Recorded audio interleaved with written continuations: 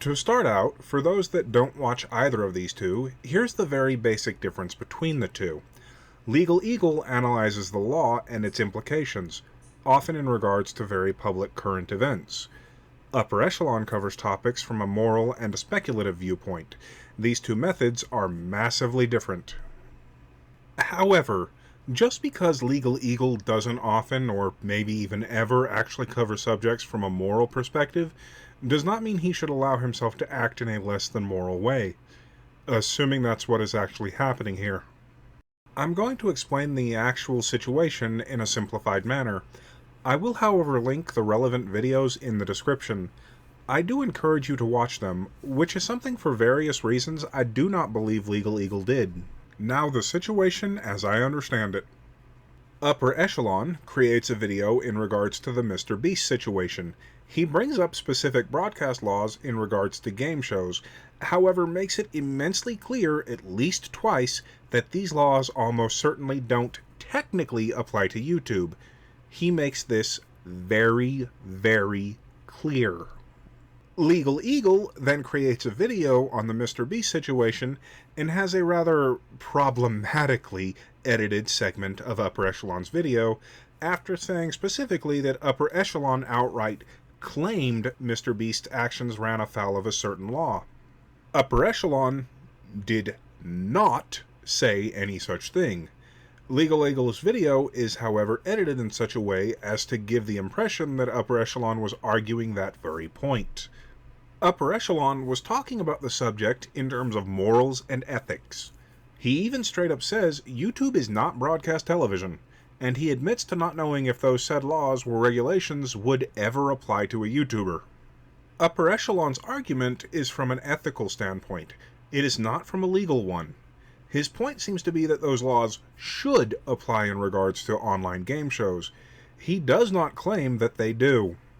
In a follow-up video of Upper Echelon's, he even goes so far as to pin a comment of his saying that several of his guesses and theories in regards to the law have been outright debunked by a YouTuber called Hoeg Law, even going so far as to say that Hoeg Law has had a couple of good responses to his videos proving him wrong. LegalEagle's video was, however, not some kind of debunking. He took a clip out of context and used it as a springboard to argue that MrBeast hadn't violated FCC regulations. LegalEagle even goes so far as to claim that illegal lotteries were once a common practice on YouTube. I have absolutely no idea why he thinks this, but as far as I can tell, it's not true at all. A few bad apples spoils the bunch comes to mind here, as the vast majority of possibly illegal lotteries or sweepstakes were performed by a very small number of content creators. It has never actually been all that common. This is, from my perspective, a disgusting look for LegalEagle, and here's why. He is a lawyer who has made a reputation on very public analysis of the law. He is also a decent-sized YouTuber who should theoretically understand basic editing. So hypothetically, there are only a few reasons I can think of that this clip would be edited in this manner. Let's go over them. The first possibility is that he intentionally misled his audience with an out-of-context clip. The second possibility is that he has an editor who did so without his knowledge. And the third, and least likely, is sheer incompetence. There might be other reasons, but I can't think of them. Now, in terms of likelihood, I find the third nearly impossible, especially given the whole lawyer thing. And I find the first the most likely. I don't even want to believe it was the second one for one very simple reason. I find the idea that that is what happened absolutely terrifying. Think about this. If it was an editor doing it without his knowledge, that means he didn't bother to watch his own video before uploading. I watch my videos 2 or 3 times before uploading to iron out issues, and I still make mistakes. The idea that a man whose career seems to revolve around informing the public about the law wouldn't even proof watch his less than 30-minute video for issues is horrifying to me. I would personally much rather believe that this was malicious, because at the very least, I am used to the idea of lawyers lying or obfuscating the truth. It was so common once that it's basically a stereotype nowadays. I'm, however, not as used to the idea that people acting as educators would be doing the same.